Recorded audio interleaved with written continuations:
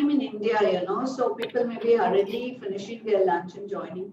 In fact, that's what I had to do too. We had a meeting. Today we had a minister visiting us and he left at 1:20. So it just kind of fell in place for me.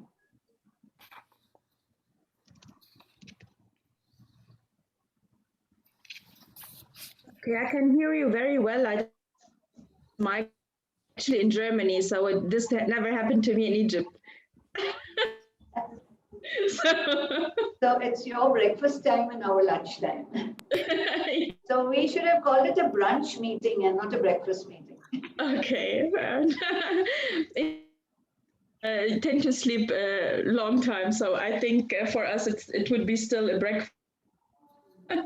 We have actually brunch time until 1 or 2 p.m., something like that. So.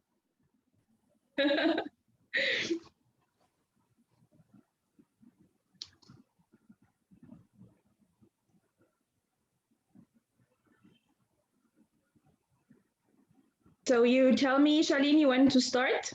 Yeah. Okay.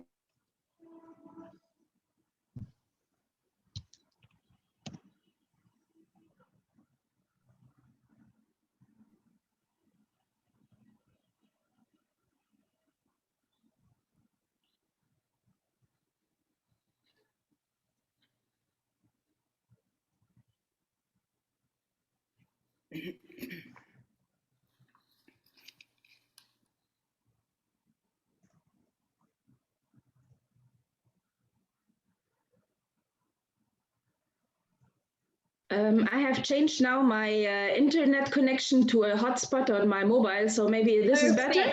Yes, better? No breakage now. Yeah. Okay. Good. So there are some more people coming in. Okay. So we already have people from Scotland, from Pakistan, from India, from Bangladesh, India again, from Egypt. Yes. From yeah, a lot of, and from Germany, and from yeah, Delhi. Okay. Shalini, we need the list of participants to be printed out. I will download it. No problem. Okay. I think we should. It's already. We'll start. Yeah. Hello, Professor Kamala Krishna. Thank you for joining. And it's not it's not just women's program, and I'm so happy to see you here. Welcome, and thank you so much for joining us. Madam, you're on mute.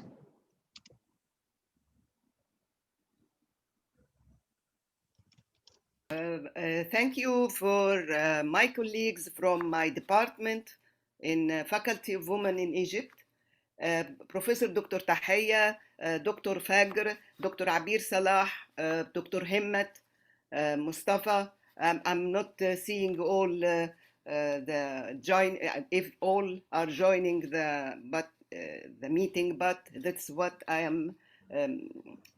Look, I see their names when entered. Okay. And I'm so happy that my dear friends from Global Young Academy, I see Mimi, I see Andrea Di Camargo, and so many others have joined. Thank you so much. We cannot meet, physically, but a big hugs from me to all of you. Thank you so much. It means a lot. Seeing you joining us itself is so inspiring and motivating. Absolutely. Hi, Mimi. Now I see you too. Very nice that you tuned in. Thank you. Yeah, and some others as well. Thank you so much. Okay, so let us start. Good morning, ladies. I don't think that we have any gentlemen joining us.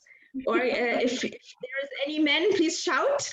I would like to welcome you to the Global Women's Breakfast 2021. Wow, we have already a lot of people participating, 33, as I can see, from many, many different countries. So in this context, I would like to tell you something about the Global Women Breakfast. And we have scientists from around the world from more than 270 individual events taking place today itself from 63 countries are participating in this Global Women Breakfast 2021. And it's the 2021 IUPAC Global Women's Breakfast. But what is IUPAC? IUPAC is the International Union of Pure and Applied Chemistry, and it was formed in 1919 by chemists from industry and academia who recognized the need for international standardization in chemistry. The standardization of weights, measures, names, and symbols is essential to the well-being and continued success of the scientific enterprise and to the smooth development and growth of international trade and commerce. Having said that, this desire for international cooperation among chemists and facilitation of the work of the international but fragmented chemistry community were the earliest characteristics of the Union. So that's why people decided to unify and to get united into the IUPAC in 1919. And what is IUPAC today? Chemistry historically emerged and developed as an interdisciplinary scientific field with a broad definition of its borders. So taking maybe Pauling's definition of the chemical bond, whatever is convenient to the chemist to define as a bond, we shall name it as a bond. So maybe we can also call the Global Women's Breakfast a bond that is uniting us together. The urge to address women issues in the chemical field started in 2011 by the IUPAC, when the first IUPAC Global Women's Breakfast took place. Women Sharing a Chemical Moment in Time was organized as part of the International Year of Chemistry at this time. On that day, there were close to 100 breakfasts in 44 countries, attended by approximately 5,000 women chemists, making it one of the largest gatherings of women scientists at that time. And then again, on the 12th of February in 2019, as part of the celebrations for the centenary of the founding of IUPAC, women chemists and male supporters from over 50 different countries took part in the second IUPAC Global Women's Breakfast, Empowering Women in Chemistry, a global networking event. So let us hear some welcome remarks by the IUPAC community. And I would like to share my screen now, and so that we can hear what the organizers wanted to tell us.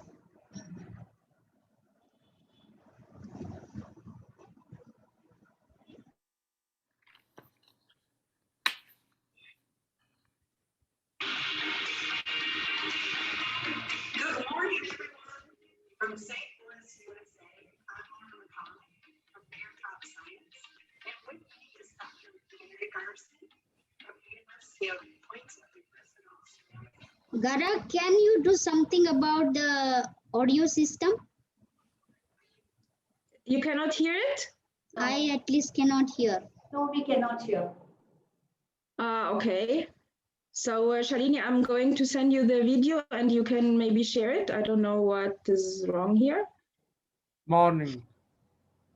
Good morning. How are you? The first, Happy breakfast. First man. First Thank you very man. much. This is what we call the Egyptian support by males. Thank you so much. Yeah. Thank you. Thank you. All best regard for all women. Yeah, Thank thank you. you. Thank you very much. Thank you. Gara, are you sending it to me on my email? No, I would like to send it. Maybe I can just send it on here on the screen in the chat box. Is it okay? No problem. I'm going to send it to you in the chat box. Okay. I sent it already.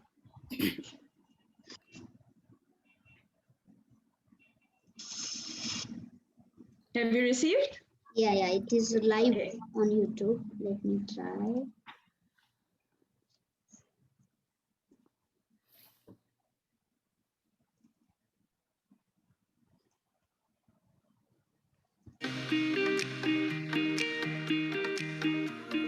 Good morning, everyone.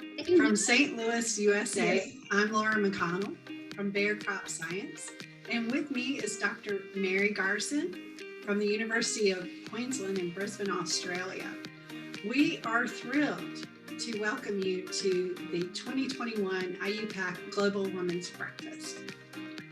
Good day from Brisbane in Australia. It's our very great honour to kick off the 2021 Global Women's Breakfast, Empowering Diversity in Science. We know many of you were there with us back in 2011 when we hosted the very first Global Women's Breakfast. Thank you. And also welcome back to those who participated in 2019 and 2020. This year, we want to extend a special welcome and thank you to the organizers, the men and women who have stepped forward in their organizations, and also to those who are attending the Global Breakfast for the very first time. We love seeing all types of organisations participating. That includes universities, scientific societies, industry, the government sector, and most importantly, high school classes of aspiring scientists.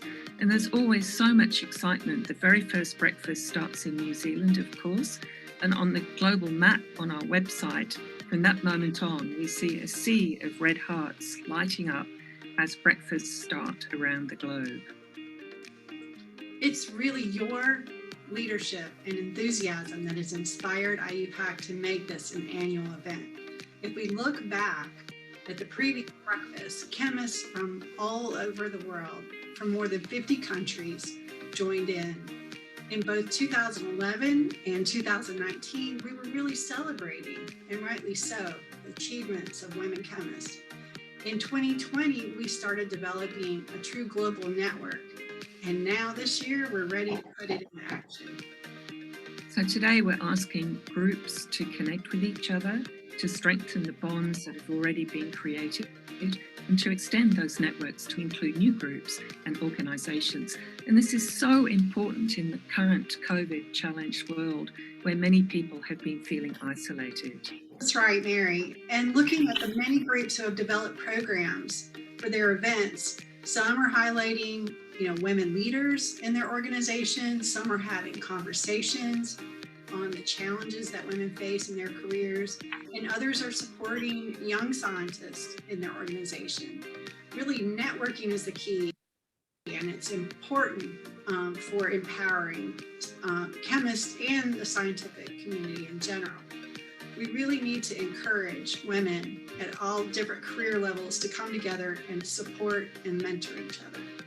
So this leads naturally to excellent opportunities for young people, particularly women, to contribute to the work of their own professional societies and generally to the scientific and community work undertaken, of course, part of it by IUPAC. So all of this, hopefully good quality coffee and baked goodies for breakfast as well. Let's now hear from our friends from around the globe who want to join in and celebrate with us the IUPAC Global Women's Breakfast of 2021. Enjoy, everybody. Salam sejahtera dan selamat datang ke Global Women Breakfast 2021 dari Malaysia. Hello and welcome to the Global Women's Breakfast 2021 from Christchurch, New Zealand. Cheers. สวัสดีค่ะสุภวรรณ ตันตยานนท์จากประเทศไทยยินดีต้อนรับเข้าสู่งาน The Global Women Breakfast 2021 ค่ะ 日本からこんにちはグローバル女性朝食会2021年へようこそ私たちもいただきます大家好欢迎大家来参加由 Singapore 主办的2021年国际女性早餐会 Hola! नमस्कार भारत से global women's breakfast 2021 में आपका स्वागत है Всем привет от российских женщин-химиков из заснеженной России. أهلا بكم وصباح الخير من مصر. أهلا بكم في الفطار الجماعي Global Women Breakfast. Merhaba, Global Women Breakfast 2021'e hoş geldiniz. İstanbul, Türkiye'den bütün bilim kadınlarına sevgilerimle. Ẹ káàbọ̀ sọ́nùdé zuwa Global Women's Breakfast 2021. Γεια σας! Καλώς ήρθατε στο Global Women's Breakfast 2021 από την Ελλάδα. Hallo und willkommen zum Global Women's Breakfast 2021 aus der Schweiz. Buongiorno e benvenuti alla Global Women's Breakfast edizione 2021 Empowering Diversity in Science che si terrà il 9 febbraio presso il Dipartimento di Farmacia dell'Università degli Studi Federico II. Hello and welcome to the Global Women Breakfast of 2021. Bem-vindos ao Global Women's Breakfast 2021 em Portugal e saboreiem comigo esta chávena de café. Tão bom! Bonjour et bienvenue au Global Women's Breakfast depuis la France. Hello, welcome to the Global Women's Breakfast from Newfoundland, Canada. Hola a todos, bienvenidos. Anímense, vamos a desayunar. صباح الخير للجميع وين ما كنتوا أهلا وسهلا فيكم تفضلوا معنا على الفطور صباح الخير. Bom dia, sejam bem-vindas ao Global Women Breakfast 2021 em São Paulo, Brasil. Hola, bienvenidos al Desayuno Global de Mujeres 2021 en México.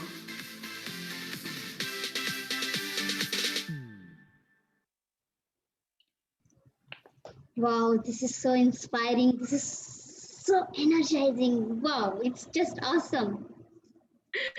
Yes, thank you very much, Shalini. These were the people who are members at the IOPAC and who are supportive of the Global Women Breakfast, and they already have in their countries many, many different events at the same time today. Okay, so just would like to say some few more words before I leave the word to you, Shalini.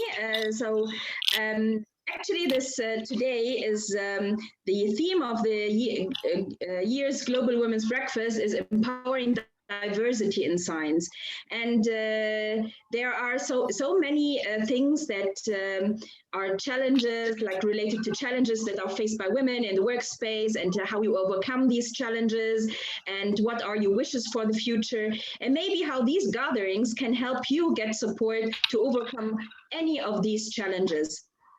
And especially due to the pandemic, the urge for bond is even higher, and the sense for gratitude that we have this technology that connects us during this difficult time is increasing daily. So this year, we have decided to join efforts together with my friend and colleague from the Global Young Academy, Dr. Shalini Arya from India. And I'm very honored and pleased that you have participated this year with us. I would like as well to say that there is full support from our academy, from scientific research and technology in Egypt to host these kind of events. And I would like to say once more that I'm very grateful to Dr. Osama, who is always in coordinating with us these kind of events, and my colleagues who joined today, and especially the only male, of course, next to Dr. Osama, who is in support of these kind of events. So thank you very much once again, and I will leave the word to you, Shalini, to continue with the introduction. Thank you very much. Thank you so much, Gada. Hello, everyone. Welcome to today's session. Sabal Khuker.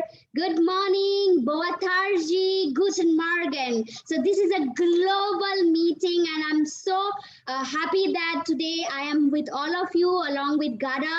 We all, both of us, welcome you. So honorable chief guest, esteemed speakers, scientists, faculties across the different continents, countries, cities, universities, institutions, and most importantly, my dear enthusiastic, beautiful, powerful, enchanting women scientist friends, a very, very warm welcome to one and all. And thank you so much from my heart for joining us for today's virtual Global Women's Breakfast 2021. I, Dr. Shalini Arya, I'm a food technologist working at Institute of Chemical Technology, Mumbai, India, and I'm also associated with Global Young Academy, where I met Professor Gada. Is also past member of Global Young Academy. But apart from that, we both have a very common thing, that is a passion for working towards empowerment of women. So keeping that in mind, before I give a formal welcome, I would like to quote that no matter where you are in life, friends, no matter where you are in life, inspire and empower the women around you. Success is never reached alone, and wisdom and wealth that are gathered are sweeter when they are shared. So within this context, Institute of Chemical Technology, Mumbai, along with National Committee of Pure and Applied Chemistry, Academy of Scientific Research and Technology, Egypt, and we together, we are very proud to present today's virtual gathering of Global Women's Breakfast 2021. So my friend Gada has already given the background and significance. Why do we celebrate? But keep it in mind, this is a golden opportunity to create more network and empower ourselves. So just to give you a brief idea about today's program, we have two esteemed guest speakers who will be sharing their actual experiences about the topic. There are two main themes like leadership.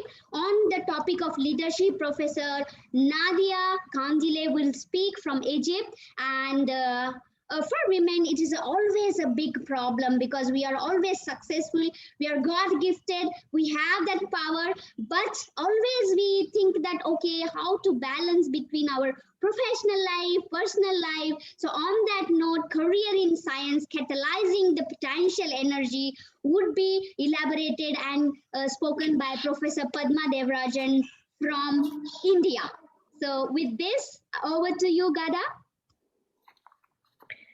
Yes, before I introduce my very dear and very dear and very honorable Professor Dr. Nadia, I just want to say that Dr. Hassan Ibrahim also joined us. So now we have three men who are supportive of us. Thank you very much.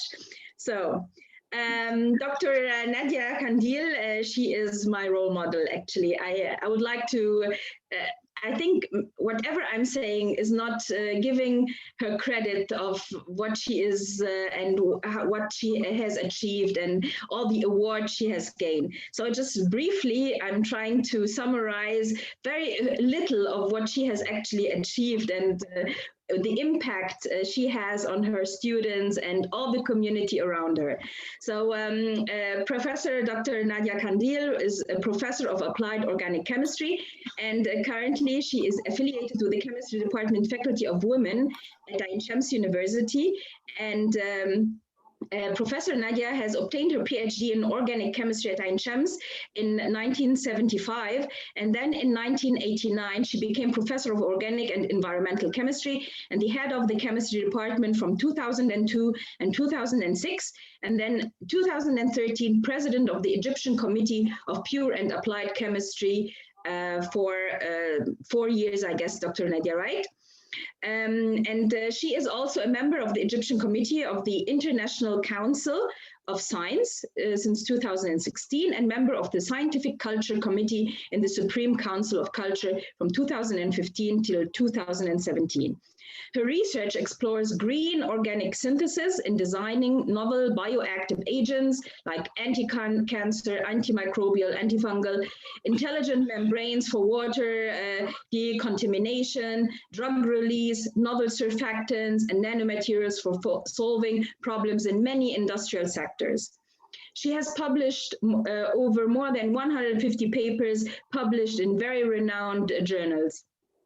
She is the editor of the Journal of Science in the Faculty of Women at Ain Shams University and a member of the editorial board of the Egyptian Journal of Petroleum, which is published by Elsevier.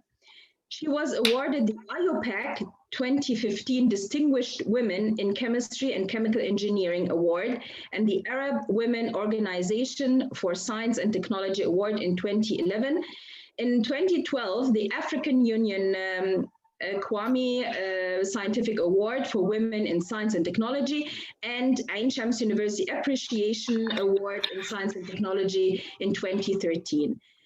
I think so many, her biography is full of achievement and which actually reflects a long path of excellent leadership and excellent scientific achievement. So with this, I would like to give you the floor, Professor Nadia. Thank you very much for joining us. Thank you very much, Ghada, for your introduction. And I would like to say good morning from Egypt, from Cairo, Egypt. And thanks for Professor Dr. Badama from India and Dr. Shellini from India to sharing us this event between Egypt and India. Also, I am looking forward for scientific collaboration between us, between our team research in India and in Egypt. Thank you again, Ghada, for the introduction. But something I would like to say that,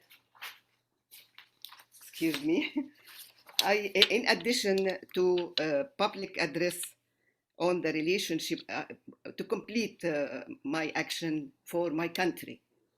In addition to public addresses on the relationship between chemistry and life, I gave lectures on the control and management of environmental pollution. I stressed that all should understand the harms and benefits of chemistry. I dedicated my life to my family, my chemistry, and my furthering science for women in my faculty at Egypt. In addition to all above, I am a devoted a wife and mother who not only has supported my husband through his career, but has raised two children who are now enjoying successful careers. This is a short, complete for my biography. Now I will start a very short talk about the theme of IUPAC for this year, for Global Women Breakfast 2021. The theme of IUPAC Global Women Breakfast 2021 is empowering diversity in science. Diversity in science, it corresponds to the United Nations Day of Women, Girls in Science. The word empowering, it has positive and energetic feeling. This is why this year the Global Women Breakfast is empowering diversity in science. The science education for diversity has sought to improve science education in the world in order to respond more effectively to the new cultural diversity of students. It has done this through a research program run in collaboration with international partners. They have to understand the dynamics of relationship between culture, gender, and science education in the diverse context offered by the international partners, in the hope that they will give us a good basis for designing new approaches to science education that will appeal to all students within the world. It was reported that today is a reminder and a catalyst that full and equal precipitation between women in science and technology is a must and critical to strengthen participation in this field and create dramatic scale and impact. We all know how important gender equality is for sustainable development. It is very important that we encourage young girls to join schools, which stand for the disciplines of science, technology, engineering, and mathematics, and to participate in featured science and technology programs to increase their interests. Society have a huge responsibility for incorporate gender equality and diversity and must have program and benefits in place to promote women employment. Science workforce diversity cultivates talent and promotes the inclusion of excellency across the social life.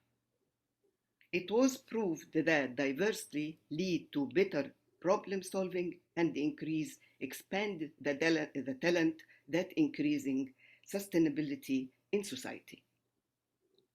Thus, it is a must to support the participation of young girls in schools, universities, which is supported and empowered. We must get more women to participate and play different roles across industries. This diversity brings talent and creativity. As we know, women play multiple roles in a society. Women have started entering the erstwhile male-dominated leadership position as a result of increasing globalization and the opening of new markets in developing countries, and above all, for democratization of most countries in the world. We are witnessing a new class of women leaders. That's why I will talk about the characterization and the qualification for our young chemists to have the quality of leadership.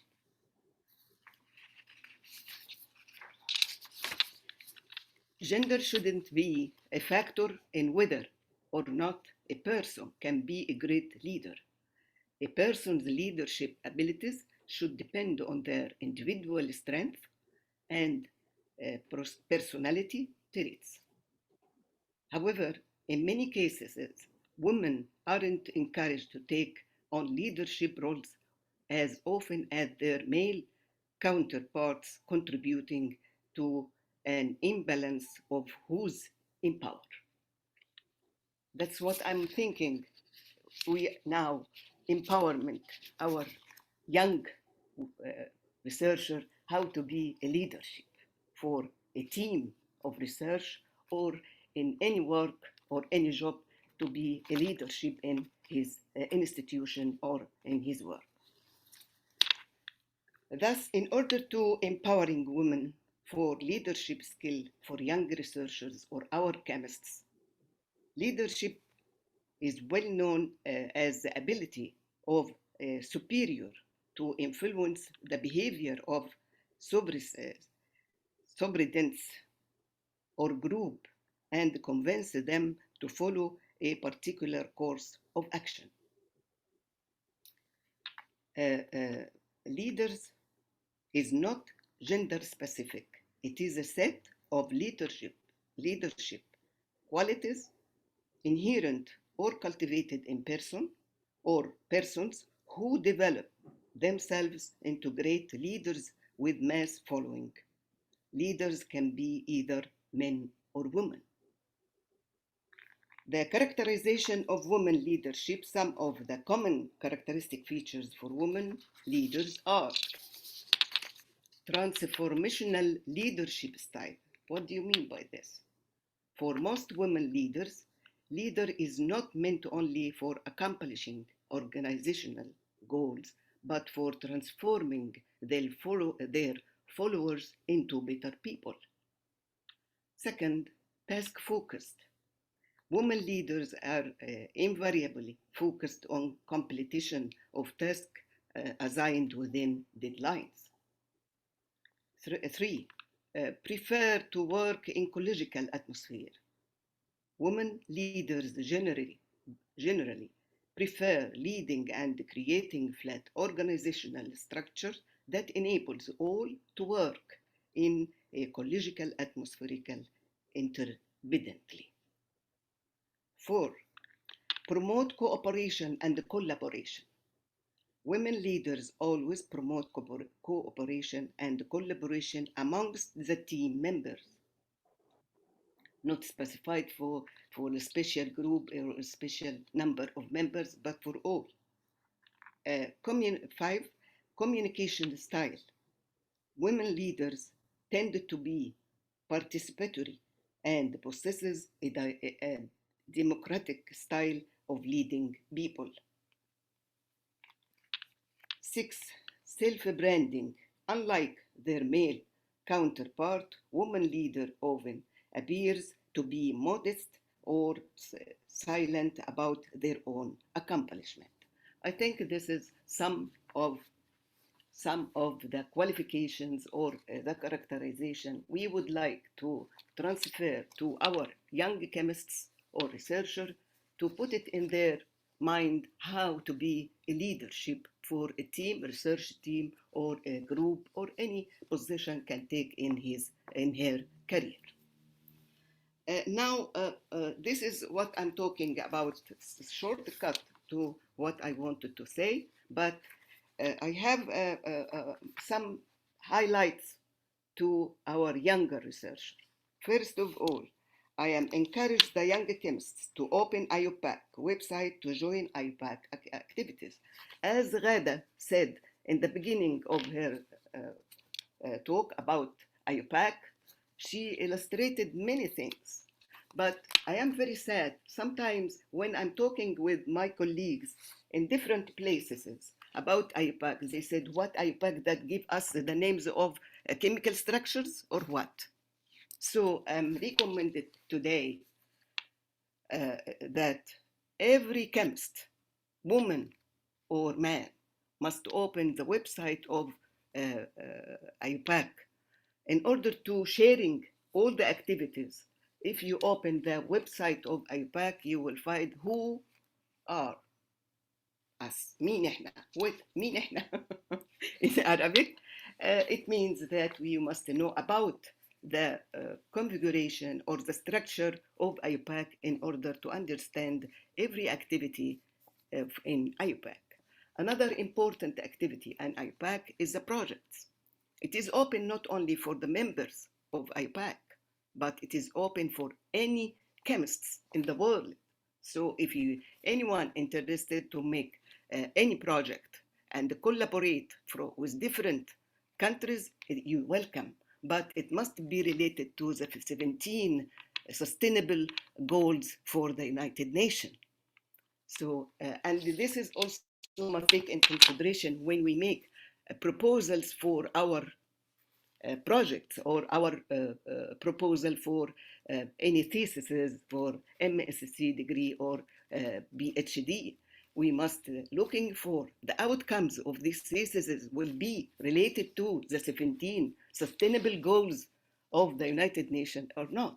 So in order to understand all this, we must back again to the 17 sustainable goals for the United Nations first, and trying to analyze our proposal if what are the outcomes related to these 17 goals, sustainability goals for the United Nations. Now, one of the most genius project, it is about evaluation of all the projects introduced by division or committees in the IUPAC to know the outcomes for these projects and how it will be related to the 17 sustainable for the United Nations, which is important. So there will be a new trend when we writing our proposal in order to be produce sustainability for our society, not only for our society but for all worlds, as I mentioned Ghada in my CV with my team. With my research team, and many of them are attended this meeting, Professor Mansoura, Professor Tahiyya, Abir, Salah, and Himmat, and others. always we are looking for what is the outcomes of this. Is this project will have outcomes to solve some problems for our country, or it will share for solving these problems with internationally or to the world. That takes me back to our publications. If we are looking for our publication, you must think to collect your publication and trying to know the outcomes and how it relates to the 17 sustainability goals of the United Nations. Maybe this is a highlight for IUPAC and how we can have benefits from the 17 sustainability goals of the United Nations to serve our country by having proposals and the preparation of different kind of materials in order to solve these problems, or just sharing in solving these problems. Finally, I would like to say a few points for my research team and for all who working in research.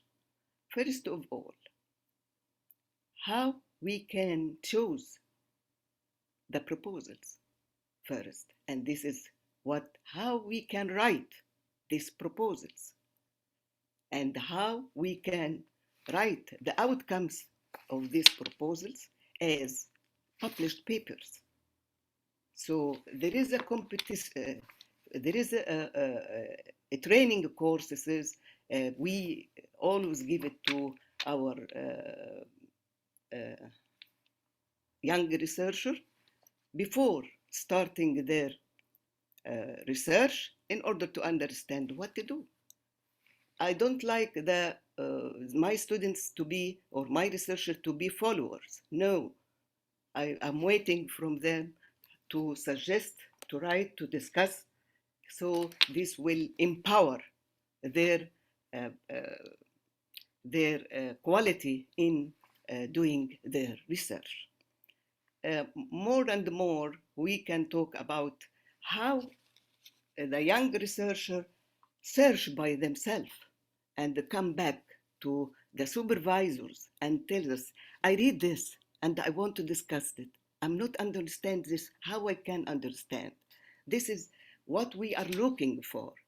A supervisor is not the one who giving orders or write a scheme and you must going on this scheme, but you must sharing your student or the researcher.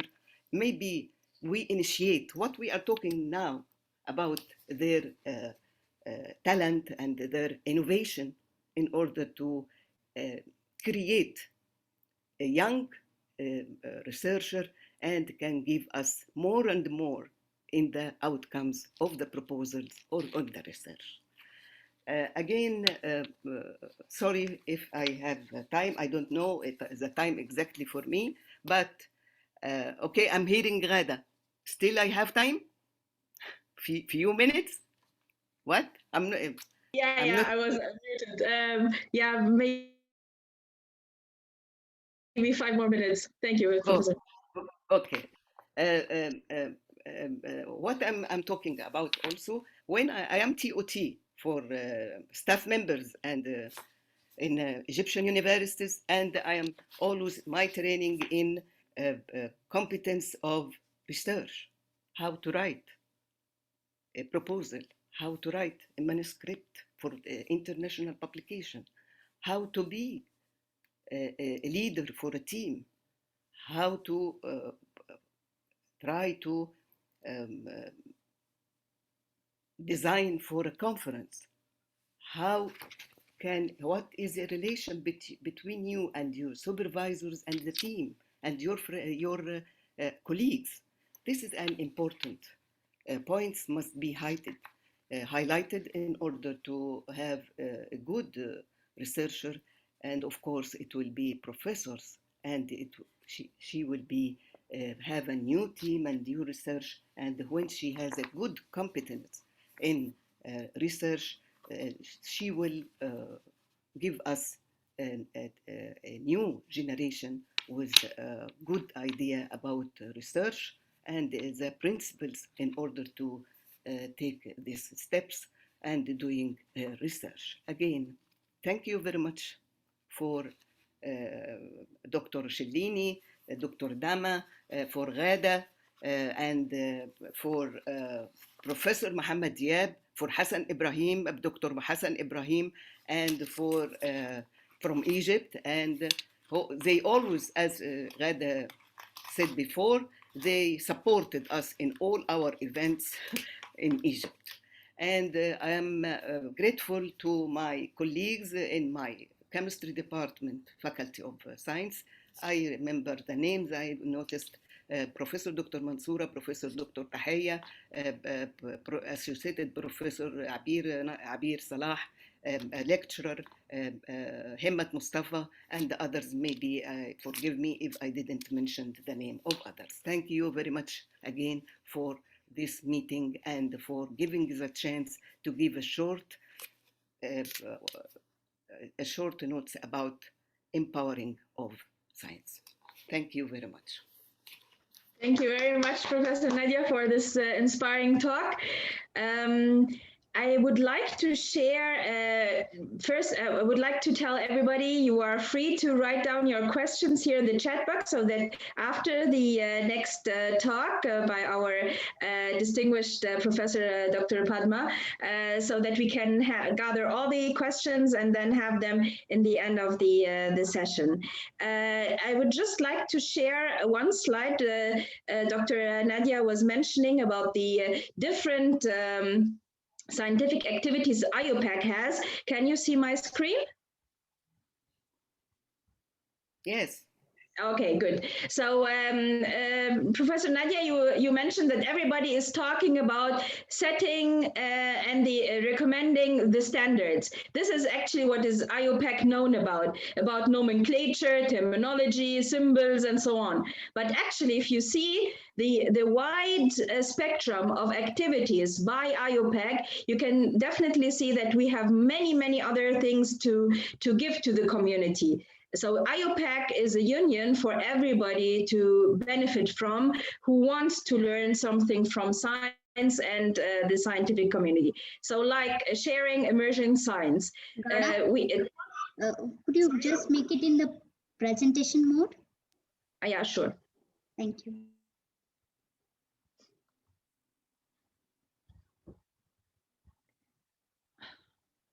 Better? Okay. Perfect. Yes.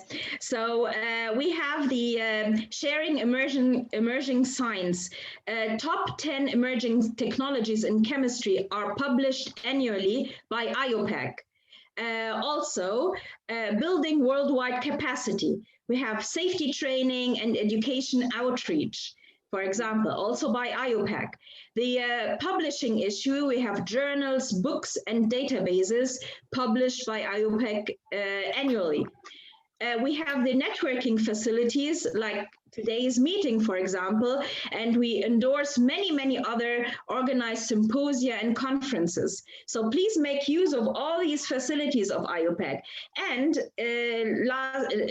last but not least, the awards ceremony we have for distinguished professors and distinguished researchers in our community. So please go and visit the IUPAC website, make full use of what IUPAC is giving to the community, and maybe you will find one or the other thing that is also useful to you. Thank you very much again, Professor Dr. Nadia, for this inspiring talk, and we will get questions by the end of the session. Thank you so much. Thank you. Shalini, I would like to hand over to you. Yes, thank you so much, Ghada, for such a wonderful information about IUPAC.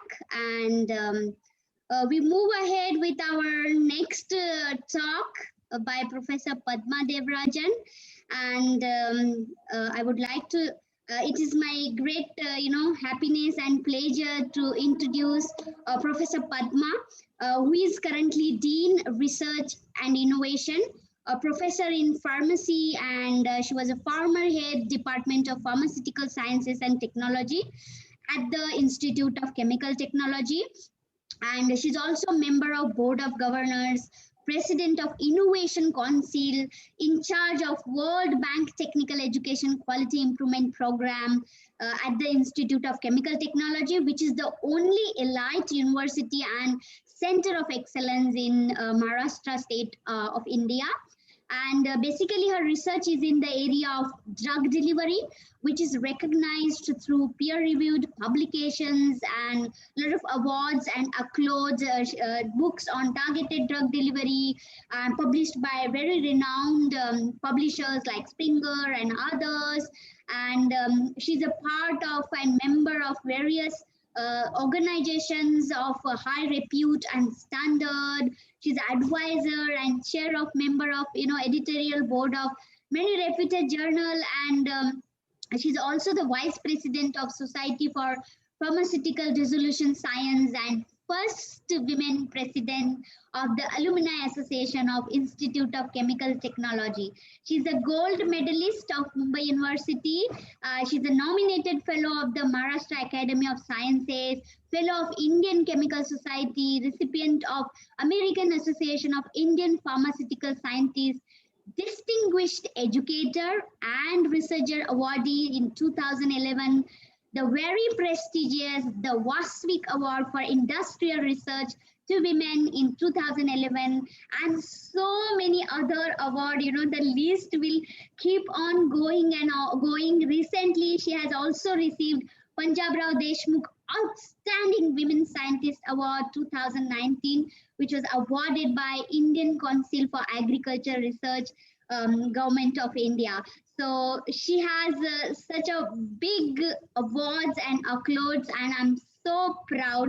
So this is about the technical and the real introduction that we give during international, national, and various other formal platform. But I would like to tell you, being a scientist and women scientist and a mother women scientist, I remember Professor Padma being a very, very multi-talented mother who is balancing her family exclusively. I have seen her kids growing, successing so much. So I think for a women scientist, people like me look at her as a role model, and I always wonder how she must be balancing her work as well as life.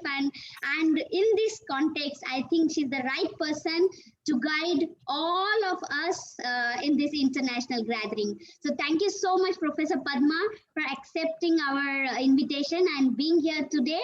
And over to you. Thank you so much, Dr. Shalini, and also thank you to Dr. Gada. It is indeed my privilege to be here today. And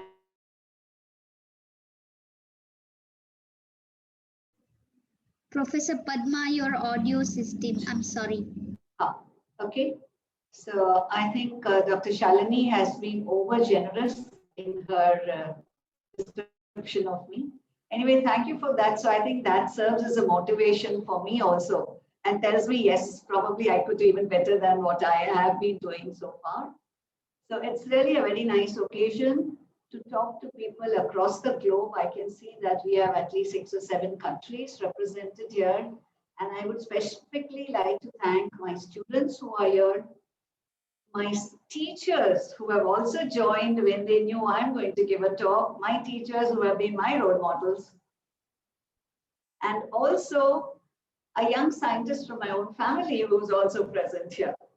So thanks to everybody else, a lot of professional colleagues whom I sent out messages, and I can see that all are here. So hearty welcome on behalf of the Institute of Chemical Technology to this seminar. And I hope what I'm trying to tell you makes a difference in your lives. So I will start by sharing my screen.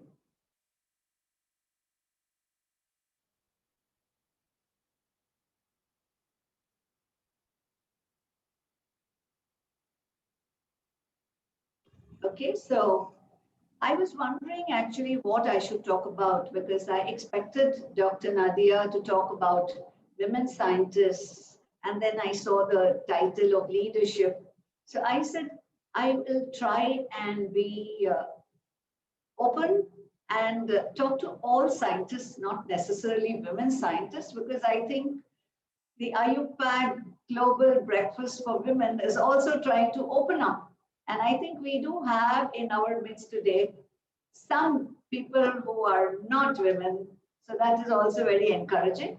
So I would be talking about a career in science, those who have already picked the career. So this is not motivating people. But what I'm trying to tell you is what we have got into and how much more we can actually do. So career in science and catalyzing the potential energy that's within us. That is the energy that I'm going to address. So if I look at a career in science and try and think back, why did I get into it and what have I got? One is the excitement. Science is one of the most exciting careers with a lot of adventure.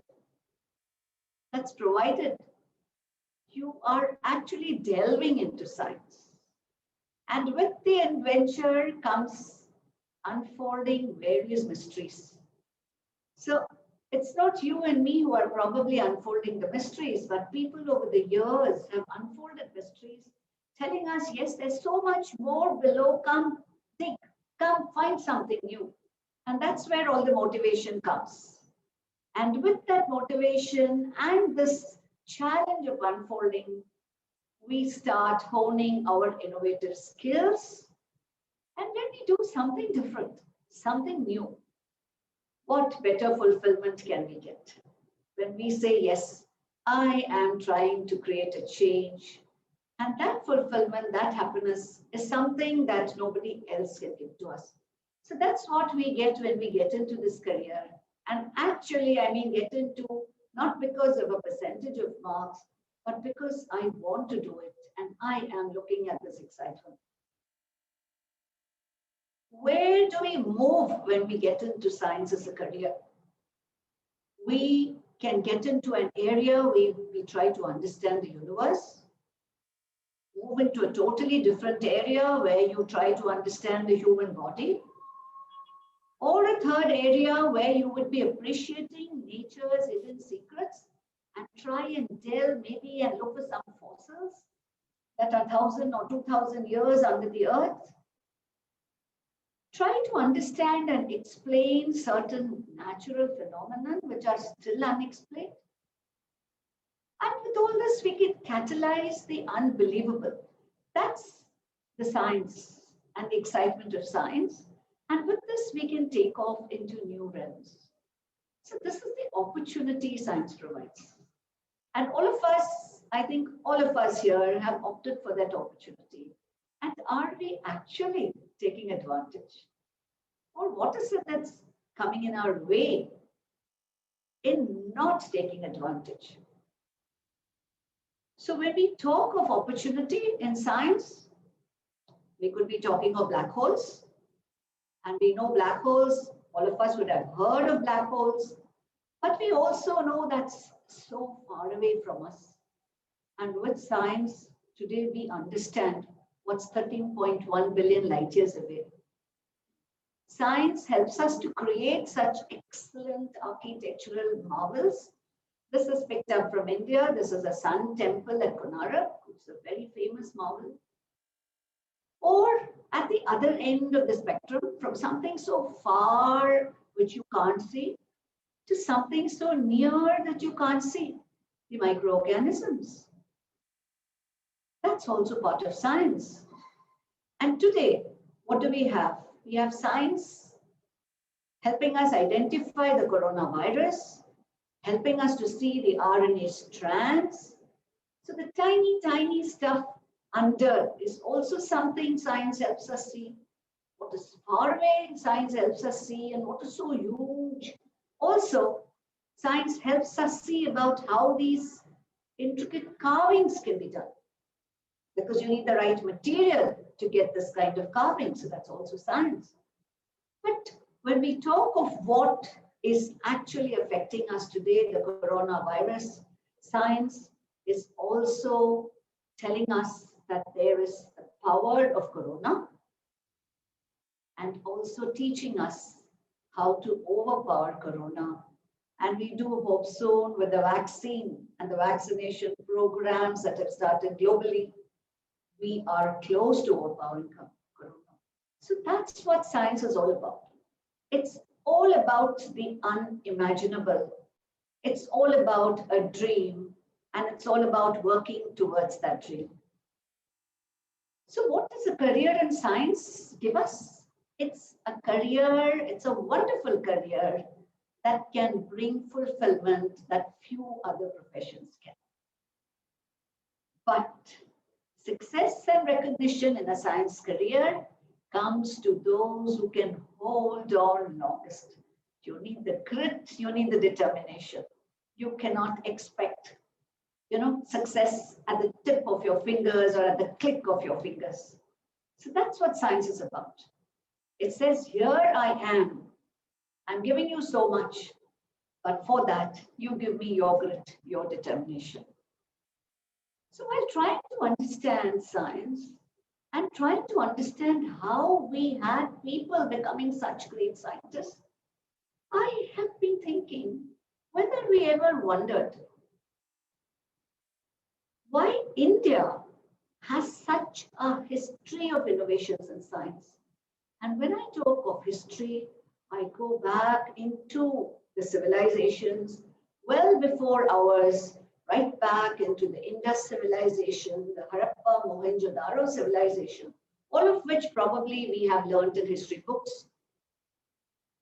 And when I look back at my own land, where I come from, I find that India, in those days, not now, in those days, India has amazing innovations. And I just like to showcase some of them. All of us know that 0 is a contribution of India to the world. The decimal system is in to stay. Nothing has been able to change the decimal system. That the Earth orbits around the sun was first discovered by an Indian. The first rocket, we are told, was propelled by an Indian or made in India. The atom and the Raman effect, in fact, all of us would even now talk about Dr. C.V. Raman. A huge medical science called Ayurveda, which has become very popular today across the globe.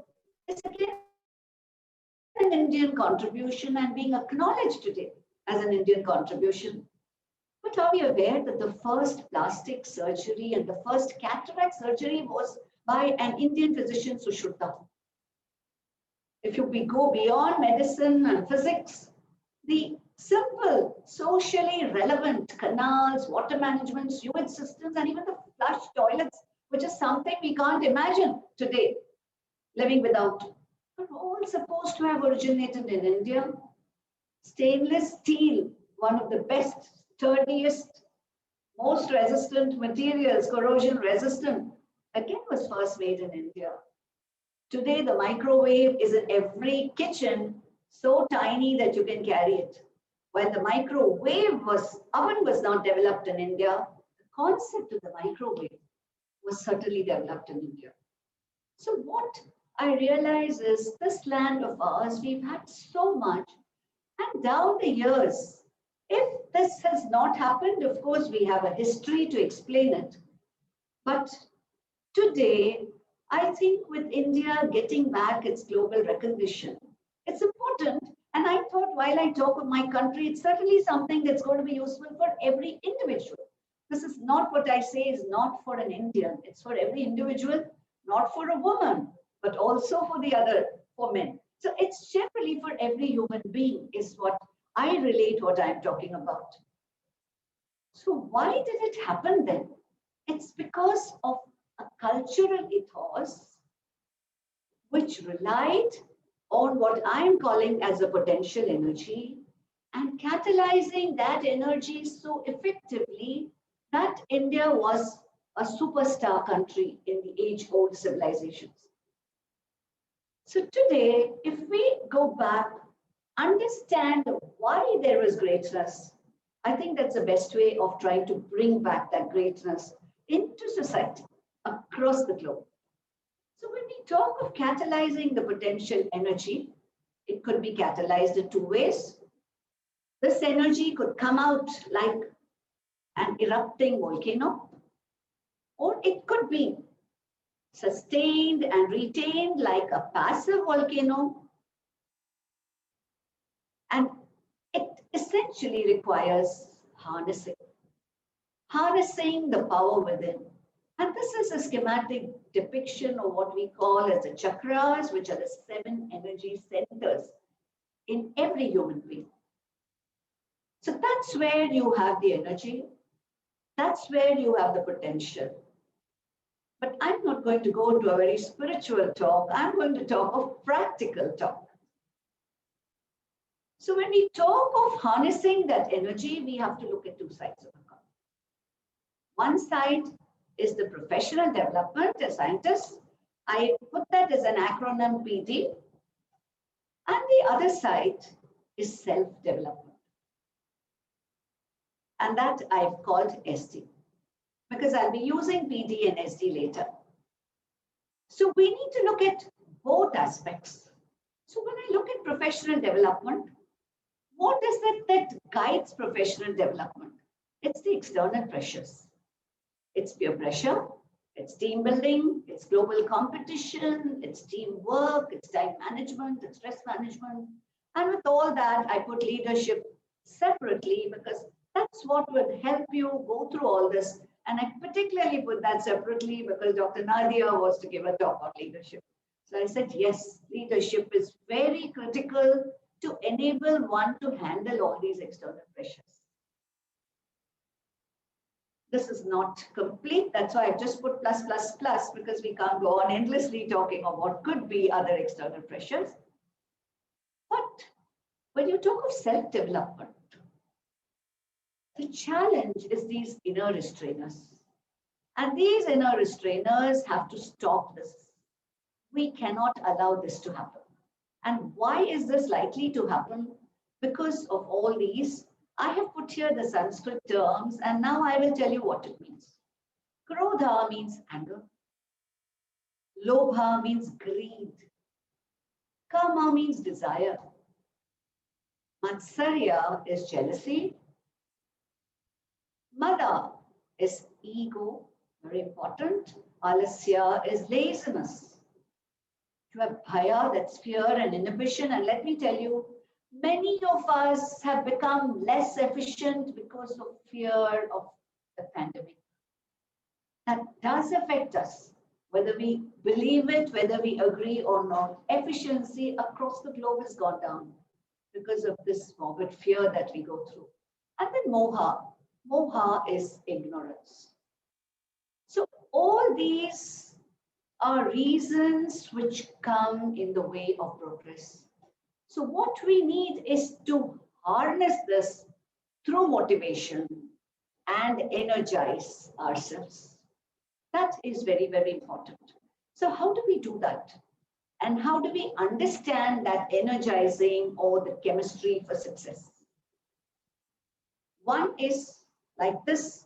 Maybe I could call this the Japanese Mount Fuji, which is something that looks so peaceful today, although at one time it has really erupted and created chaos. But today it's a revered mountain because it's a symbol of peace. It's a symbol of something divine. So it's something like that that we need to look at. So what is divinity? Divinity is not necessarily just praying to God. It's all this. Divinity is understanding, valuing, and accepting what we can do, what we can utilize well, like time management, and how we can do it through teamwork and team building. So the success relies today on all these aspects put together. So on one hand, manage yourself through time management and discipline. In fact, I remember When we had a women empowerment talk, we had one of the scientists who said the entire success story she wants to say is just time management. And that can be a brilliant success story. Be open-minded, but commitment and passion to primary needs and tolerance. Don't ever feel that others need to be suppressed. Others' ideas are not to be heard. And with all this, if you bring in teamwork, team building through collaboration, I think there could be no better success story. And I think that's exactly what Dr. Nadia was talking about, saying let's work together. Because today, even governments have recognized that they must put in money where there is teamwork and collaboration, because that is what succeeds. Because today, science is not something an individual can do by themselves. So this has become a very important chemistry for success. So let's look at how this relates to the PD and the SD. That's a professional development and self-development. And like all scientists, I also love to draw graphs. So I thought, let me bring up a graph here instead of just talking in text. So PD is professional development, SD is self-development, and the green color indicates low values and the red color indicates high values. So I have self-development on the x-axis and I have professional development on the y-axis. So if I look at this graph, I find that both PD and SD are low. So that's something that we should totally ignore. It has no relevance for scientists because you can't be a good scientist if you're going to be in that quadrant. The next quadrant, where your professional development is low, you get satisfied very quickly, but your self-development is high. But that gives you good happiness. So that's a good state. But there, it's not a career. It's just probably a means of living. Science is a means of living. I work somewhere, I get my salary, I do some experiments, or I do some testing.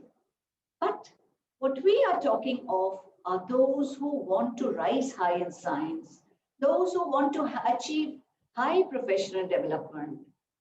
And here, if you look at this quadrant, you find that self-development is low. Such people may be successful, but they're going to be totally stressed out because they don't know how to handle themselves.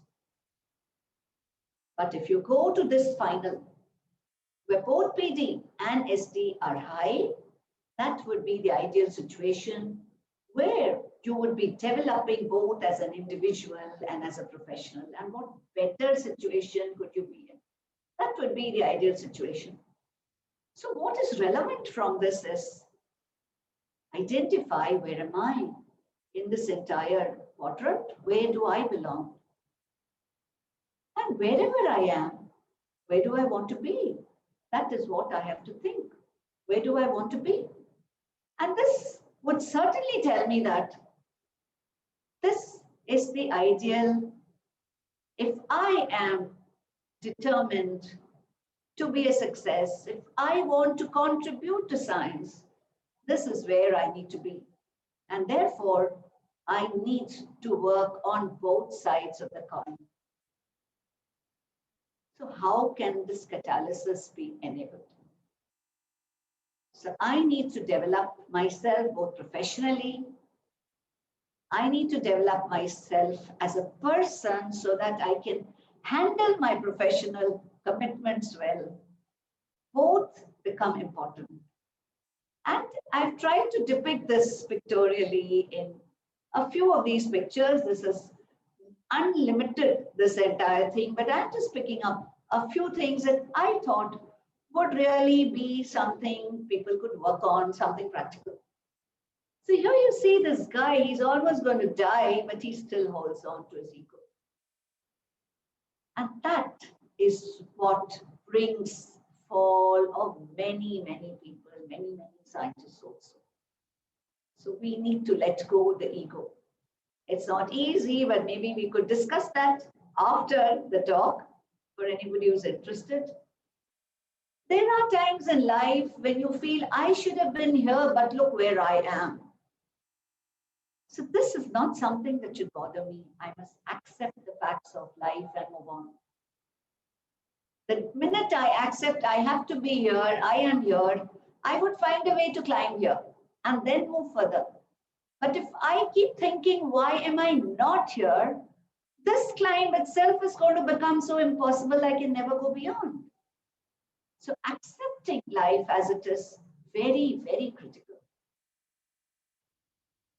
The other thing, today you say work smart, work smart. So here you see this person, he's changed the shape and he's able to move what he wants so easily. So certainly work smart, but do not outsmart. So be fair, follow just practices, follow fair practices, but do not outsmart somebody and overhead. You will do that if you are developed, but if you're not, you would try to not just work smart, you try to outsmart. So that's again something you must be cautious about. And of course, very important, to be a leader, to be a successful scientist or a professional, if I may use a more general term, you need to take the jump, you need to move out of the comfort zone, and you need to walk the untrodden path. Because that untrodden path would give you more mysteries, more challenges that people have not solved. And that opens up a whole new area for you in science. So many times in science, you're not sure whether I should step in that direction because I'm finding only 4 papers in that direction. Whereas I go somewhere else and I find 4,000, it's easier to work there. No, dare to go where there are only 4. That is the spirit of science. That is the spirit of inquiry. And that is you waking yourself up and channelizing your own energies. So the ultimate success, as I see it, is breathe into your challenges. I mean it. Breathe into your challenges. Breathe out the problems, and you will find that the energy flows. And breath is the key. You may be surprised if I say that, but if you learn to breathe in right and breathe out right, nothing can come in the way of your energy flow. That one sentence has a lot in it, and we have gurus across who are actually teaching us this in very many ways. But the day we understand that breath is the key, that is the day when you have begun the first step of channelizing your own energies.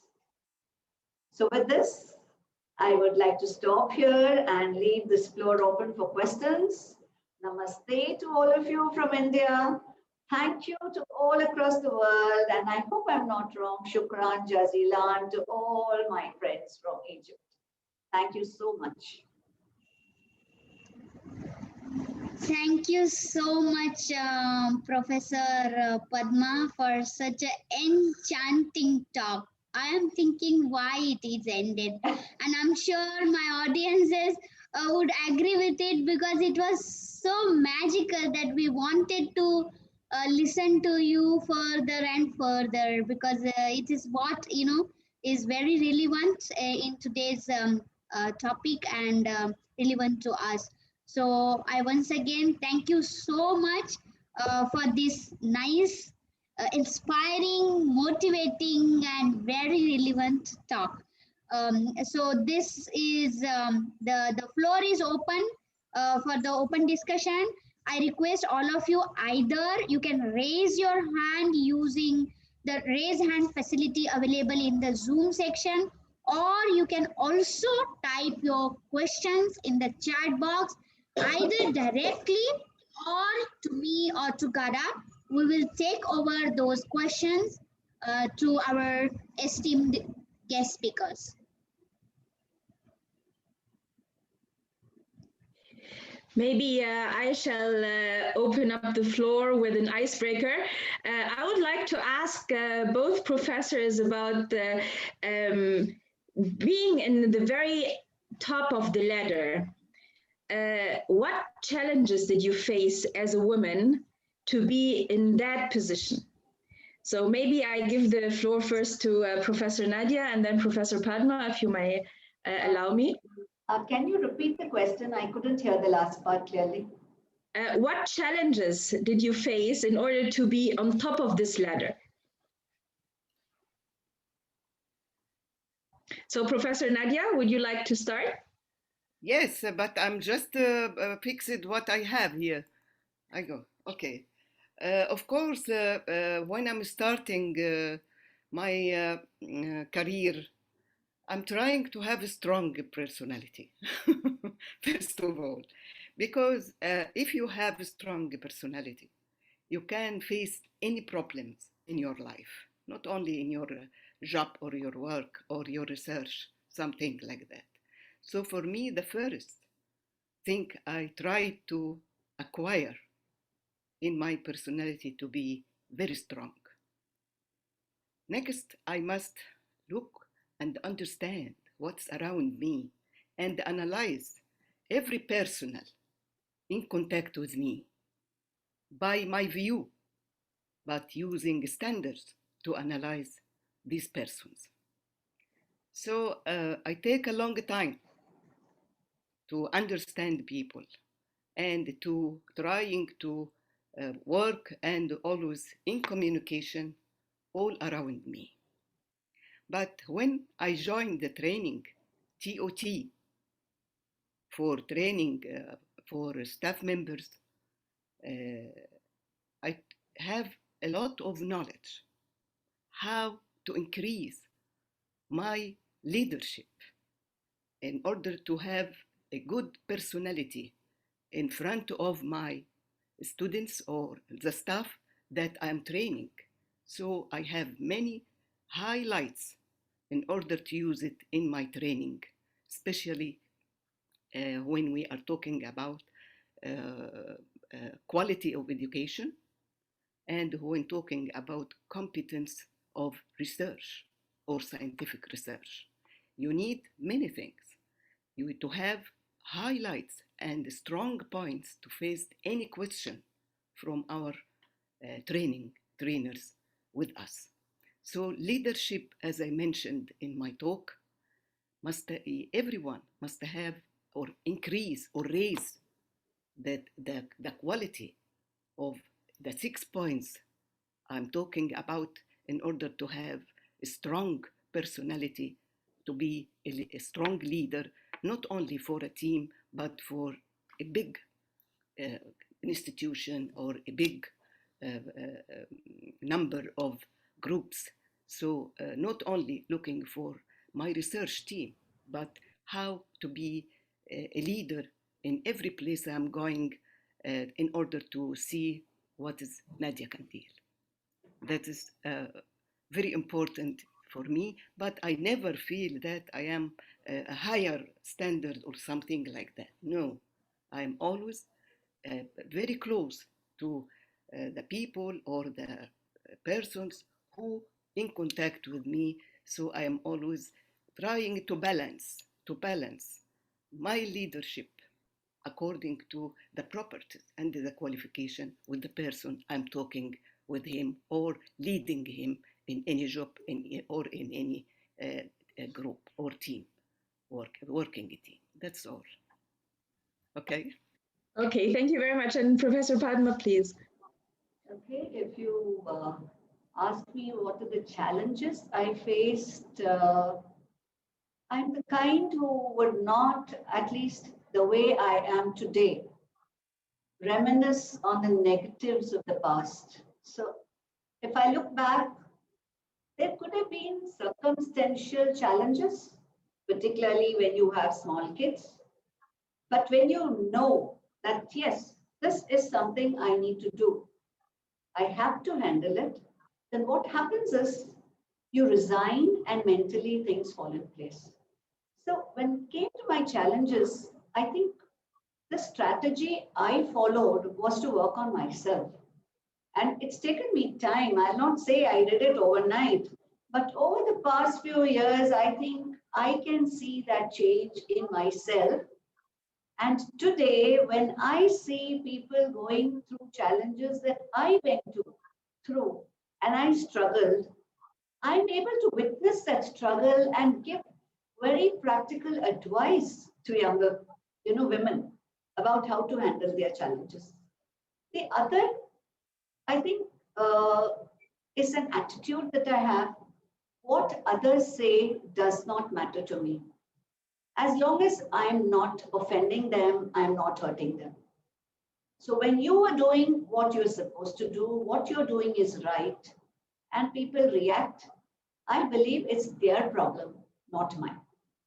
So if you're able to cut yourself off that way, the major challenge is when you can't do that. So you should not get affected by what other people say. Maybe you wrote a publication and it came back, it got rejected. And then people, kind of mock you. Doesn't matter. You have to tell yourself, I know what I have done is probably lacking somewhere. It's not bad. So that's what I said. It's your own attitude. So if I decide it's not bad, but there's something lacking, let me go back and understand. And very often you find that something comes back from one place, you send it to another equal impact factor journal and it just gets accepted. So it could be just that one scientist's perception that did not match yours. So one project is one or two scientists' perception, it is not the perception of the world. So this is something very important for scientists who are publishing, because this becomes a very big demotivating factor. The third, I handle challenges by working on myself. So I don't look, and that is something that I have learned with time. Okay. So if you ask me whether I did that when I was 30, no, but today I do that. So I work on myself and I say, okay, if this has happened, I am upset. But maybe 20 years ago, I may have been upset for days. But today I find I'm upset for minutes. So not getting upset, still not achieved. But you get upset for minutes and it goes. You're able to control yourself and then tell yourself it does not matter. So ultimately, self-development is the very important goal that one must look at, parallel to professional development. And I would just like to talk about this one thing, breath. When I said breathe, I actually mean breathe because I've learned that from my gurus and I do that. So when you are disturbed, close your eyes and keep breathing and watching your breath for just a minute or 2 minutes and see the change that you feel.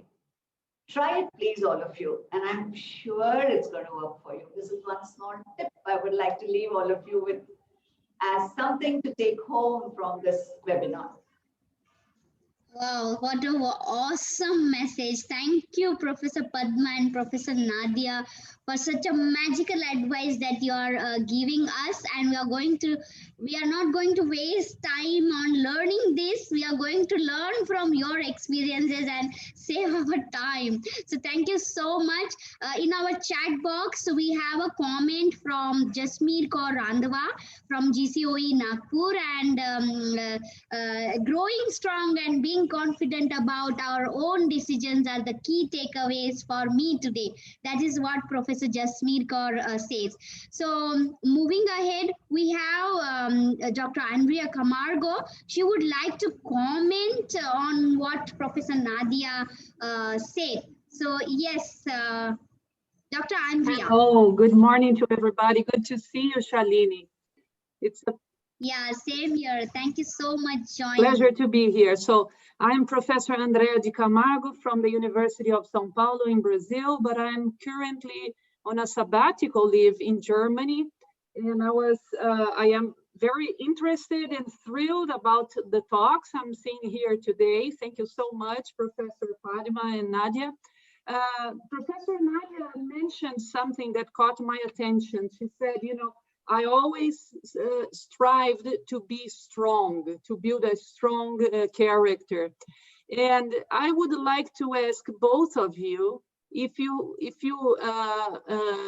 have any comments on this. I remember in the beginning of my career, I come from a physics institute which has about 90 professors, and we are 8 females, so less than 10%. So it's a very male environment, and I remember that in the beginning it was so harsh that I kind of molded myself to behave like a man. So, you know, the way I walked and the way I talked, and I would come to the meetings and try to speak harsh like they do, so that they would accept me and respect me, and I could build my career. And in the end, as I grew older, you know, I finally came to realize this was all wrong, that I was playing a role that wasn't myself. I was acting like this, like a tough person, kind of insensitive to other people's needs, and because this is the way my colleagues behaved, and I wanted to be part of that, you know, so it was my survival skill. And I am 47 now, I am in the middle of my career, and I finally don't care about this anymore because I have conquered some standard, some status, right? So I worry about this, that women have to transfigure themselves. They have to act like men to be accepted in scientific environments. And this is what I try to teach my young students. Don't lose your essence, you know, don't lose your ability to think beyond, you know, the female differences that we have, and we can add to the environment instead of just trying to fit into the environment. Do you have comments on that? Have you been through this also? Did you feel like you had to behave like men to be accepted in a male environment? This is question for me, yes? If possible, I would also like if Professor Padma has been through this situation, this feeling, both of you. Okay. Thank you. You want me to start? Okay. I can start, of course, if yeah, you please. like. Yes, okay. Please do. My meaning for to be strong, not to be weak. This is, I will never lost my emotional, and to be kind and to be a woman, but strong in my face and the outer side for me, to be very strong. It means when I'm hearing any news which is not good for me, or I didn't like to hear these comments, not to be very weak, but to be strong, to face this, and trying to illustrate for the others what is your approach for this issue that they discussed about. But I never be strong like a man. No, I am a woman, and still very kind with my students. Great number, and I am in faculty of women, so I am very kind. Sometimes I said this in my last talk about my role with my students. Always they came and talk about social problems for them. Sometimes I'm crying. What to do for them? But I must be strong in order to give a good advice for the others.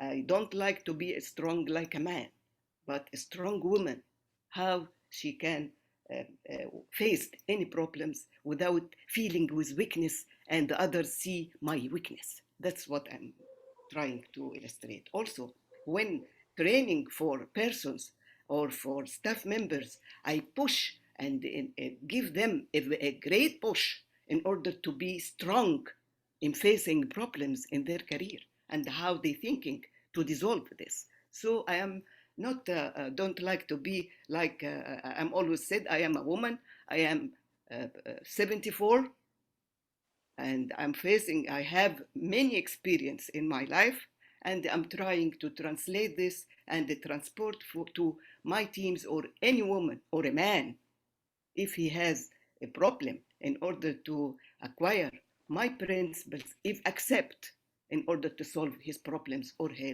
problems. So I am a woman and crying and the end, but all I am thinking that a leadership must be strong, facing any problems without any weak actions from us. That's what I'm saying. I'm not like a man, I am a woman. And still, till the end of my life, I am a woman with emotional and doing everything and help anyone for my student or beyond, outside my faculty to help. And this is known by Nadia.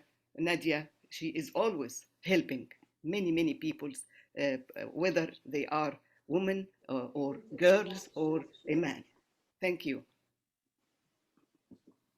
Okay, so I have fortunately never been in a situation like you where there were more men and few women. Not because our institute had a lot of women at that time. There may have been 10-15% women, but we were all in the pharmacy department. So the pharmacy department was women enriched. So in terms of student also and in terms of faculty, of course, today across the institute, we have about 35% of ladies. And since we live in Mumbai, this kind of gender bias, etc., is significantly lower because of the cosmopolitan nature. So I have never felt that.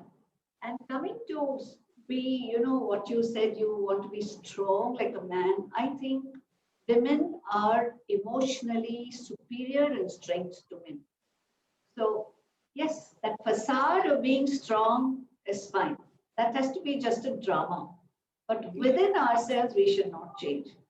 Of course, like Dr. Nadia said, I think my students would also agree that I do support them in many ways. I don't think I cry. I learn to detach myself from their problems so that I can actually help them, But that is one side of me, the kind side. But as a guide, I'm very firm, which they all know. So they have learned to understand both sides of me. So I have two sides as a person. So that self comes in when they need other kinds of help. But when it comes to delivering, I am rather firm. Thank you very much for those inspiring talks. Wow, amazing. Thank you so much. We have another question here from Vanashri Shodari. Was asking about how to get out of the comfort zone and work in pressure or under pressure. Again, so would you like how to get out of your comfort zone and work under pressure?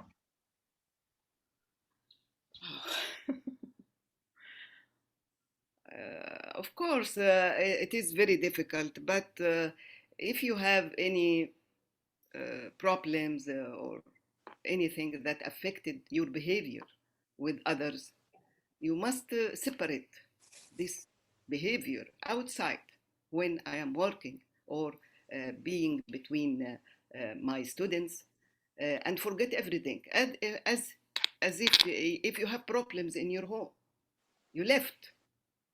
When you close the door, home door, you've left everything because you are facing your students or your colleagues or the team you are working with. So you must forget everything in order to be normal in your attitude and to be very quiet. And before answering anything, you must be very quiet and thinking very well in order to answer what you will face in these meetings or something like that. I would give it a slightly different connotation, Vanashri. I would say what one needs is a change of attitude. I didn't hear. What one needs is a change of attitude. And very important, what is a comfort zone? It's what you defined, right? So change the definition. Yes, I'm Once you change the definition, there is no zone that's not comfortable. So there is something in you that's bringing in a fear about something else, a fear of possibly not being able to achieve. So the first thing is golden words, I can do it, is what you need to embed in yourself. Then there is no zone of discomfort. It's only a zone that requires more effort to cross or less effort. But it is not something that is not comfortable. Okay. So then, you know, I put a little more effort and I can cross it. I put a little less effort. That other path is easier. That's it. Can I comment for this also?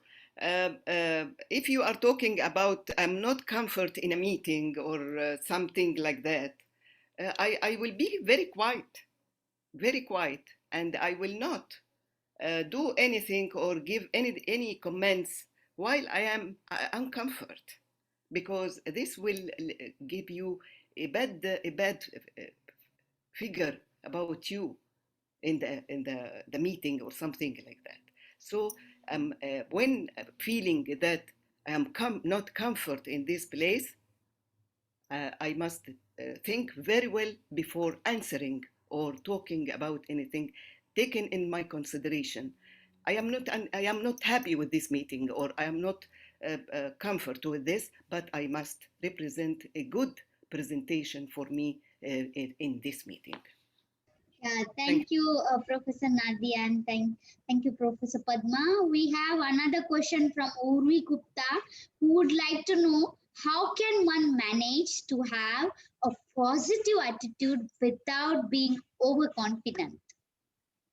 Can you repeat any one of you? Yeah.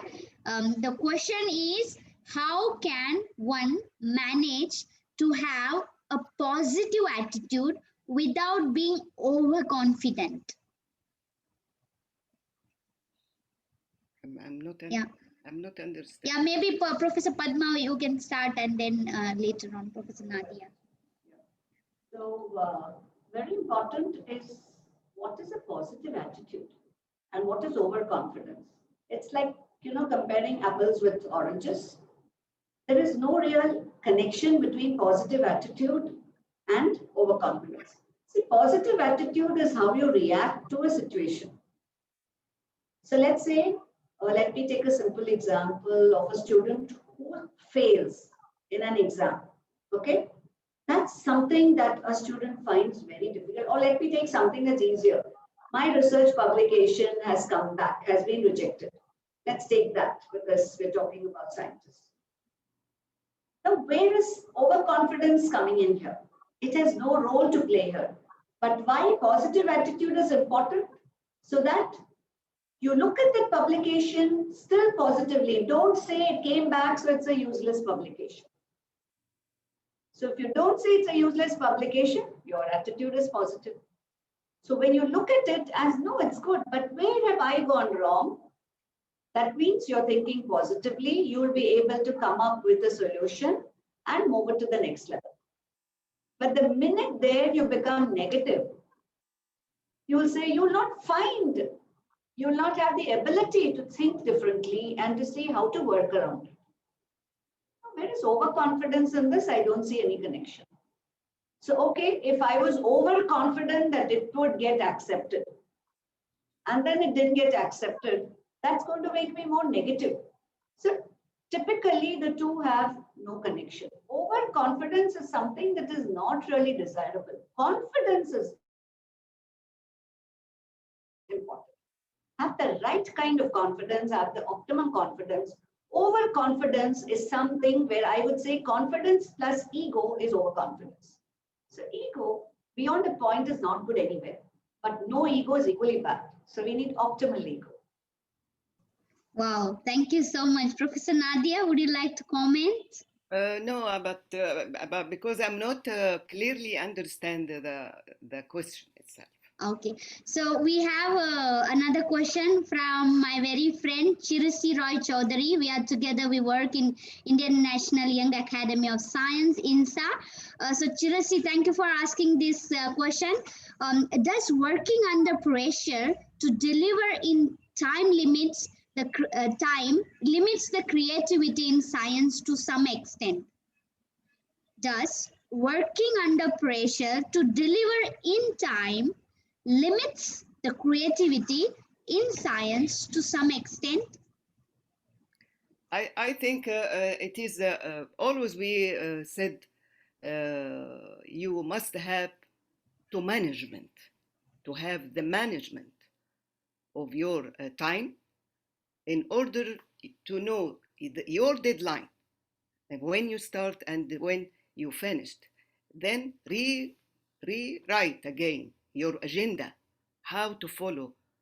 This is your steps in order to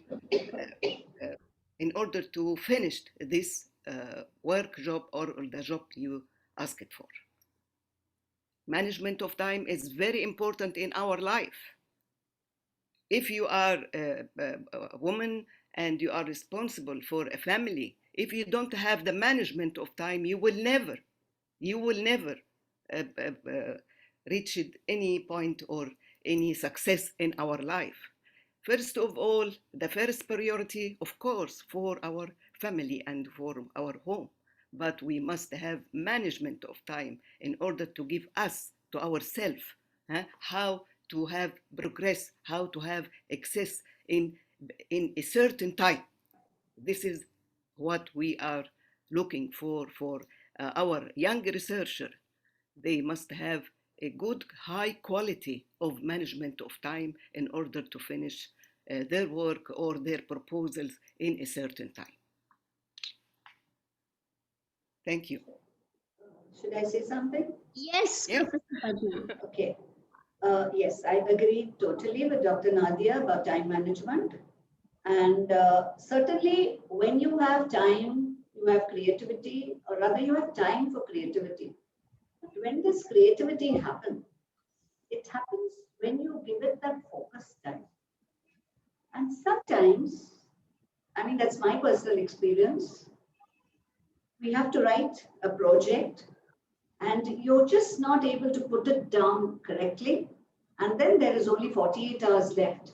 And in those 48 hours, your focus is 100% on the project, that you also don't understand from where your creativity is coming, and you have created a document that probably 1 month ago you never thought about all that. So it is very individual for people. So there is no generalization. The ideal approach is to manage time and to try and do it, keeping a lot of time. But there are occasions when for some reason you keep prioritizing, or you have too many things on your lap and you don't know which one to pick at what time, and somewhere you lose control of time. But if you still want to be creative, you could try it. Just focus. If you focus, now you will say, how do I focus? I've already taught you a trick that also helps you focus. So just look at your breath for 2 minutes and then think about something. That focus helps you really control the mind, and it builds up. Or basically it would bring to what you call the RAM, whatever is inside, the main hard disk. Wow. And you'll be able to put it out on paper very easily. Excellent, Professor Padma. Such a nice thought you have given.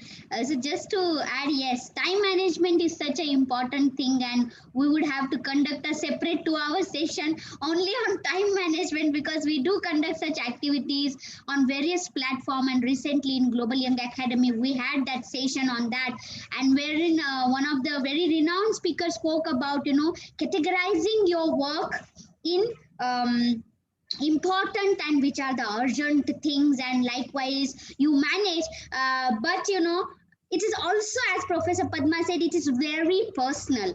The quality, the delivery of the quality against that particular work is very, very individual. For example, on my desk, I write always this: done is better than perfect, but my beginning itself is perfect. My beginning itself is a quality. So that's what I wanted to say and add. So we begin with another question, which is asked by Professor Mohammed. And despite of so many of years of progress, what is your suggestion about increasing the number of women in STEM? And still in this today's date also we see a very poor representation of women in STEM. What is your comment on it?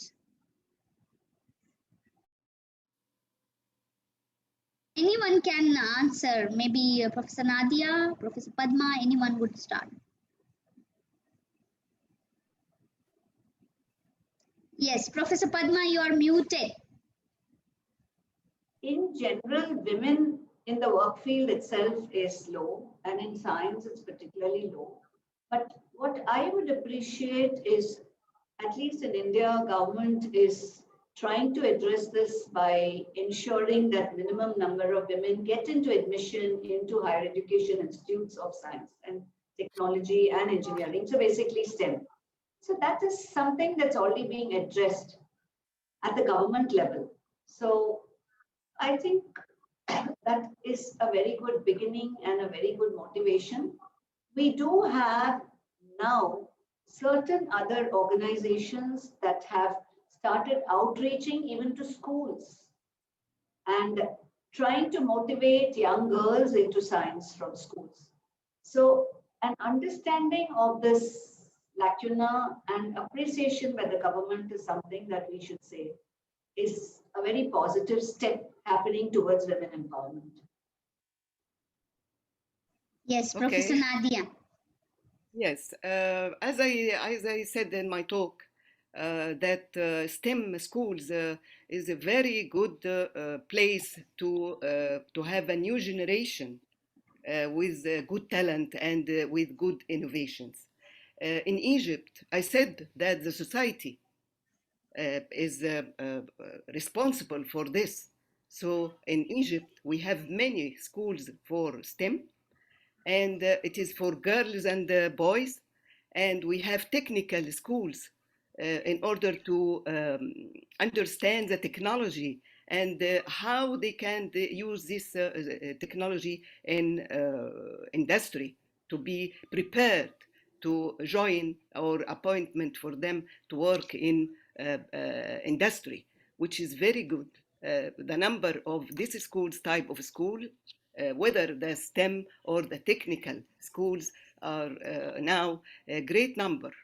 And the government trying to have spread it all over Egypt in order to have a new generation with other thinking about technology and how they can use it as in practice in different industries or in different jobs outside the schools, but working for their society. Excellent, Professor Nadia.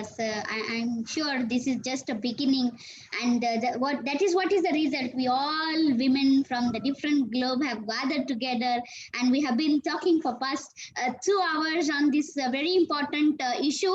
We have another question from Deepavali Dond, who would like to know how to overcome career gap and self-motivate to start fresh again in our career. Since Dipali is from India, I would like to take this question because Dipali, there is a DST scheme called WOS, Scheme 1, Scheme 2, depending on which area of science you are in. And this is exactly to motivate, scientists who have a gap in their career for whatever be the reason. So you can go to the DST site and apply for a scheme like this, but you will have to connect to an institute and a scientist or a faculty from that institute who would allow you to work once you get the project. It's not very tough. You could contact me offline if you want more details.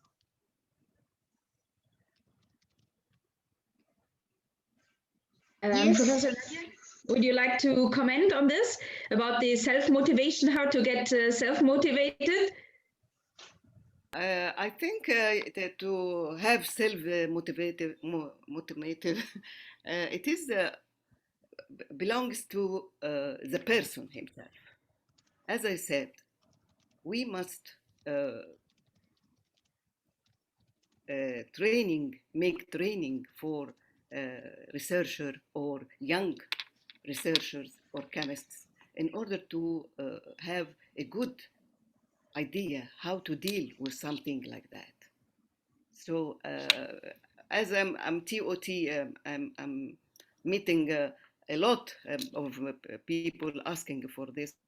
it will depend on the personality you have and you talk about her, about this subject with her. Okay?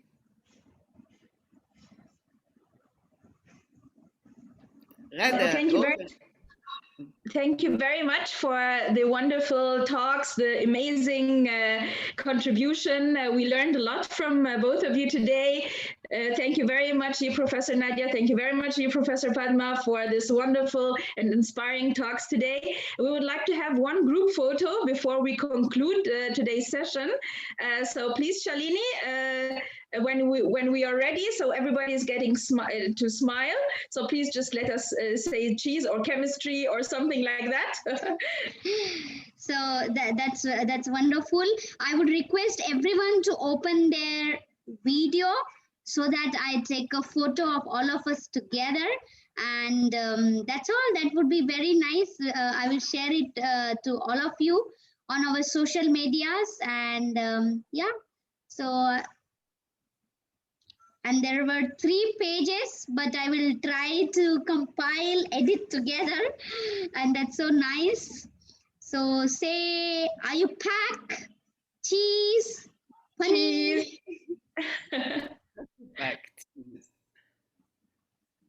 Wait a moment, I would take one more photo.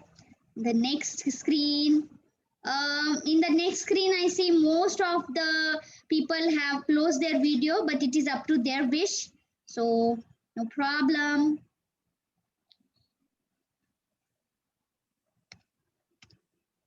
Yeah. One more time. Say smile, please. See you in the next World Women's Global Breakfast. Thank you so much. Yes, I have done, Gada. Thank you so much, Shalini, and thank you all the participants. We would like to thank you for joining and tuning in today with us. Thank you once again for our marvelous speakers, Professor Nadia and Professor Padma. Thank you for our organizations, the Academy of Scientific Research and Technology in Egypt, as well as, you say the name please, Shalini? The Institute of Chemical Technology, Mumbai, India. Thank you so much. And of course, a big thanks to IUPAC who united us today and to have this Global Women's Breakfast. I hope you all enjoyed. I personally learned a lot, and I really hope that we all stay in contact, and not only on a social basis, but also on a scientific basis. Please write to us. Please send us your email so that we have the network for next time and next year's Global Women's Breakfast. Thank you so much. Thank you very much for all. Yes, thank you very much. Thank you very much. Thank you, sir. Thank you, Dr. Ghada. Thank you very much. Bye. Thank you. Bye-bye.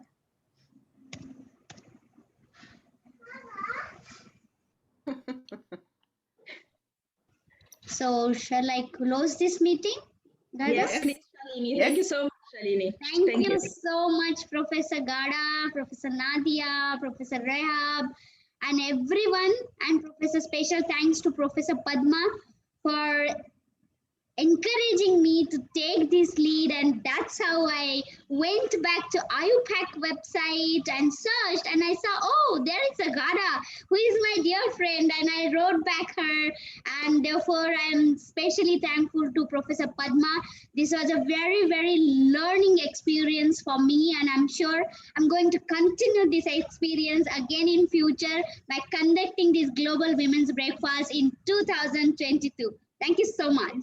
Thank you. Thank you very much for all. Thank you very much. Thank you. Thank you. Thank you.